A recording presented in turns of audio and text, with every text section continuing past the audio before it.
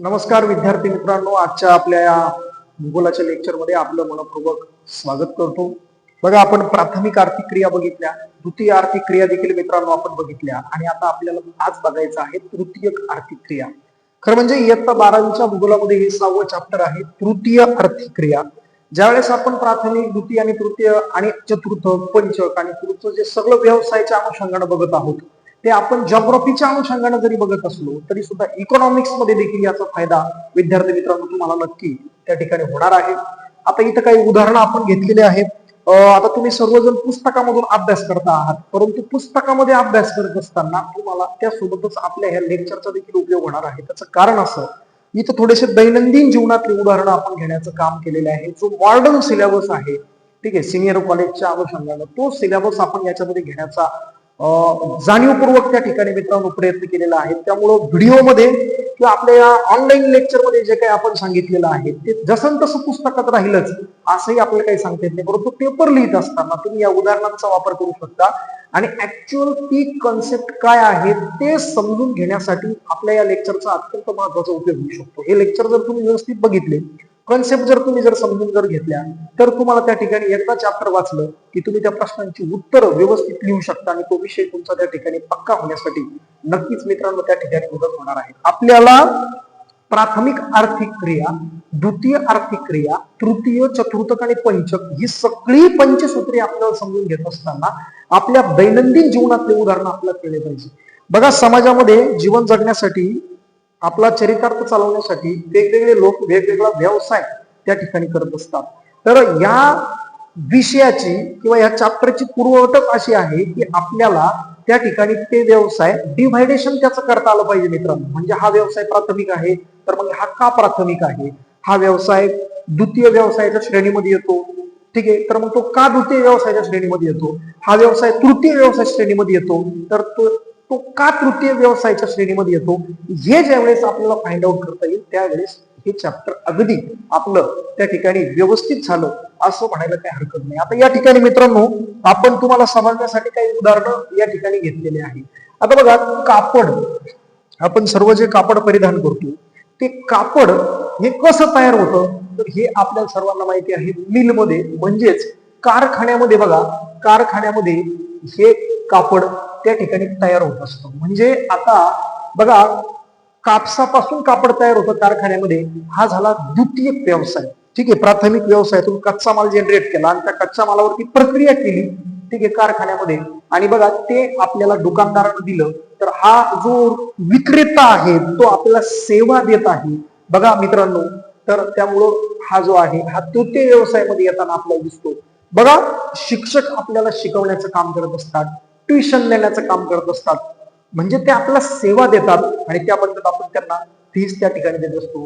तसेच बघा, डॉक्टर आहे, तर डॉक्टर देखील आपल्याला हा वैद्यकीय व्यवसाय देखील, बघा परीक्षेला सरळ साधा प्रश्न येतो वेगवेगळ्या की वैद्यकीय व्यवसाय हा कशामध्ये येतो, कोणत्या व्यवसायाच्या श्रेणीमध्ये हा येतो, तर बघा डॉक्टर अर्थात वैद्यकीय व्यवसाय हा सुद्धा तृतीय व्यवसायामध्ये येताना आपल्याला पाहायला मिळतो. म्हणजेच आपल्याला एक लक्षात येतं, बघा तृतीय व्यवसायाला मित्रांनो सेवा क्षेत्र देखील त्या ठिकाणी म्हणत असतात. म्हणजेच दुकानदार वगैरे दुकानात वस्तू आणून किंवा सर्व्हिस सेक्टर आपण गेलो, ठीक आहे, एखादा आपण ऑनलाईन फॉर्म भरायला गेलो आणि आपला त्याने त्या ठिकाणी काय केलं, फॉर्म त्या ठिकाणी भरून दिलेला आहे, तर त्यांना आपल्याला सेवा देण्याचं काम केलेलं आहे. आपण रिचार्ज करण्यासाठी गेलो, ठीक आहे, तर आता फोन पे वरून आपण पेट्रोल पंपवरती किंवा इतर ठिकाणी आपण पैसे पेड केले, तर ती देखील फोन पे न दिलेली आपल्याला काय आहे, एक सेवा आहे. सेवा बऱ्याच वेळी डोळ्यांना दिसत नसल्या तरी सुद्धा त्या काय असतात, सेवा असतात. कारण त्या ठिकाणी बघा तृतीय व्यवसायाला सेवा क्षेत्र असं त्या ठिकाणी म्हणत असतात. तर याची हे सगळं विश्लेषण बघितल्यानंतर आपल्याला एक व्याख्या करता येते मित्रांनो, आणि ती व्याख्या आहे, बघा ज्या क्रिया प्राथमिक आणि द्वितीय व्यवसायाला त्या ठिकाणी पूरक अशा सेवा देतात त्यांना आपण तृतीय व्यवसाय किंवा सेवा क्षेत्र असं त्या ठिकाणी म्हणत असतो. म्हणजे प्राथमिक व्यवसाय असेल, द्वितीय व्यवसाय असेल, यांना त्या ठिकाणी पूरक अशा सेवा देण्याचं काम जे आहे त्या करत असतात. तुम्ही बघा, प्राथमिक व्यवसायामध्ये जर आपण जर समजा, ठीक आहे, आपण प्राथमिक व्यवसायाची डेफिनेशन आपल्याला माहिती की निसर्गावरती अवलंबून असणारे ठीक आहे, निसर्गावरती अवलंबून असणारे जे व्यवसाय आहेत त्यांना आपण प्राथमिक व्यवसाय असं म्हणतो. शेती हा प्राथमिक व्यवसाय आहे आणि शेतीला आपल्याला खत, त्या ठिकाणी औषधं आणि इतर इत्यादी इत्यादी वस्तू लागत असतात, तर त्या देण्याचं काम दुकानदार करत असतो. होलसेलर, रिटेलर, वेगवेगळे विक्रेते त्या ठिकाणी करत असतात.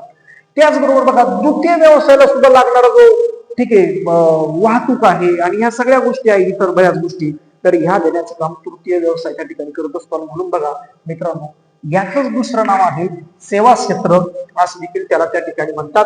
आता याच्यामध्ये आपण याची वर्गवारी करत असताना काही मुख्य घटक विचारात घेतलेले मित्रांनो, अत्यंत महत्वाचे घटक आहेत तृतीय व्यवसायाच्या अनुषंगाने. बघा, व्यापार व वाणिज्य म्हटलं की आपल्याला तृतीय व्यवसाय आठवला पाहिजे. लक्षात ठेवा, व्यापार आणि वाणिज्य म्हटलं, बघा बँकिंग हा सुद्धा व्यवसाय तृतीय व्यवसाय आहे, कारण सेवा देण्याचं काम केलं जातं. तर व्यापार आणि वाणिज्य म्हटलं की आपल्याला तृतीय व्यवसाय त्या ठिकाणी आठवला पाहिजे.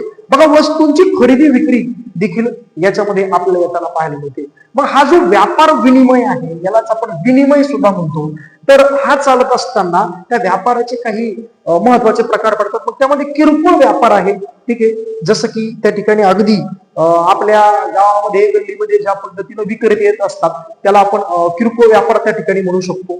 त्याचप्रमाणे हाच व्यापार मोठ्या प्रमाणावरती त्या ठिकाणी केला जातो, त्याला घाऊक व्यापार असं त्या ठिकाणी म्हणत असतो. म्हणून बघा, हे दोन प्रकार या ठिकाणी लक्षात घेणं मित्रांनो अत्यंत आवश्यक आहे. त्यानंतर तृतीय व्यवसायाच्या अनुषंगाने जर आपण बघितलं तर एक मित्रांनो अत्यंत महत्वाचा मुद्दा आहे आणि तो म्हणजे वाहतूक.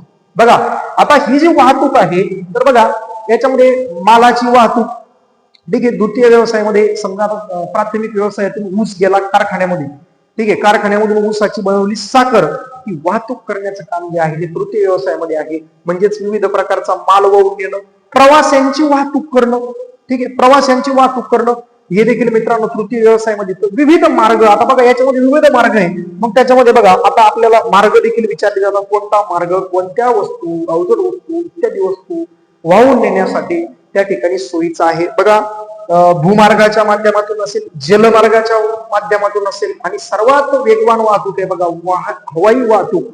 ह्या सर्व वाहतूक ज्या आहे त्या तृतीय व्यवसायाच्या अंतर्गत येताना मित्रांनो आपल्याला पाहायला मिळतात. त्यानंतर अत्यंत महत्वाचं अलीकडच्या काळात आपल्याला सर्वांना माहिती आहे की संदेशवहन जे आहे, तर ते संदेशवहन बघा, माहितीची देवाणघेवाण करणं, ठीक आहे, माहितीची देवाणघेवाण करणं, टपाल सेवा देणं, हे सुद्धा मित्रांनो तृतीय व्यवसायाच्या मध्ये येताना आपल्याला पाहायला मिळतं. अलीकडच्या काळामध्ये संदेशवहनाने प्रचंड आधुनिक स्वरूप जे आहे ते स्वरूप धारण केलेलं आपल्याला पाहायला मिळतं. मग त्यामध्ये इंटरनेटनं आता क्रांती केलेली आहे.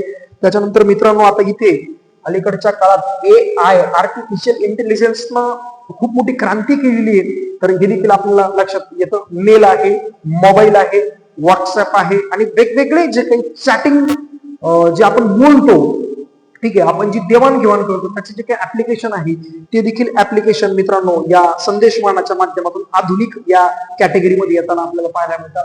त्यानंतर अत्यंत महत्वाचा व्यवसाय आहे तो म्हणजे पर्यटन. तुम्ही जर त्या ठिकाणी आपल्याकडं राष्ट्रांचे 3 प्रकार केले जातात बघा, विकसित, अविकसित आणि विकसनशील. जर तुम्ही विकसित जगाच्या पाठीवरचे कोणतेही तुम्ही जर विकसित देश जर बघितले तर तुमच्या असं लक्षात येईल की त्यांच्या जीडीपी मध्ये, म्हणजेच बघा जीडीपी म्हणजे तुमचं स्थूल देशांतर्गत उत्पन्न, ठीक आहे, ग्रॉस डोमेस्टिक प्रोडक्ट जर तुम्ही जर बघितलं तर पर्यटन व्यवसायाचा वाटा हा अत्यंत महत्वाचा असल्याचं आपल्याला पाहायला मिळतं. आपल्या देशातील जे गोवा राज्य आहे त्याच्यामध्ये देखील त्यांच्या जीडीपी मध्ये पर्यटन व्यवसायाचा वाटा जास्त असल्याचं आपल्याला दिसतं. तर मग बघा, जगातील सर्वात वेगानं वाढणारी तृतीय क्रिया आहे, जगात सर्वाधिक वेगानं वाढणारी बघा पर्यटनाची क्रिया आहे. अनेक देशांनी पर्यटनाचा स्वीकार केलेला आहे. मग या तृतीय व्यवसायावरती विविध घटक त्या ठिकाणी परिणाम करत असतात. बघा मित्रांनो, हवामान त्या ठिकाणी परिणाम करतं. ज्या भागामध्ये पर्यटन व्यवसायाचा विकास करायचा आहे त्या भागाचं हवामान कसं आहे हे देखील त्यावरती परिणाम करतो. संस्कृती, त्या भागाची संस्कृती कशी आहे, त्या भागामध्ये कोणकोणते त्या ठिकाणी मोठमोठे उत्सव होतात, त्या भागामध्ये एकूणच धार्मिक वातावरण कसं आहे, त्या भागाची कल्चरल ऍक्टिव्हिटी कशा आहे याचा देखील परिणाम होतो. आणि एकूणच तिथल्या शासनानं पर्यटन व्यवसायाच्या वाढीसाठी आवश्यक असणाऱ्या पायाभूत सुविधा त्या भागामध्ये उपलब्ध करून दिल्या आहे का, हा देखील परिणाम जो आहे तो या पर्यटन व्यवसायावरती होताना आपल्याला पाहायला मिळतो. म्हणजे एकूणच तृतीय आर्थिक क्रिया म्हणजे काय हे आपल्याला लक्षात आलं असेल आणि एकूणच याची प्रस्तावना, याचं स्ट्रक्चर ऍक्च्युली तृतीय आर्थिक क्रियांमध्ये आपल्याला काय बघायचं आहे हे आपल्याला लक्षात आलं असेल. बाकी देखील आपण पुढे काही मुद्दे आहेत या चॅप्टरच्या अनुषंगाने ते देखील आपण अभ्यासणार आहोत.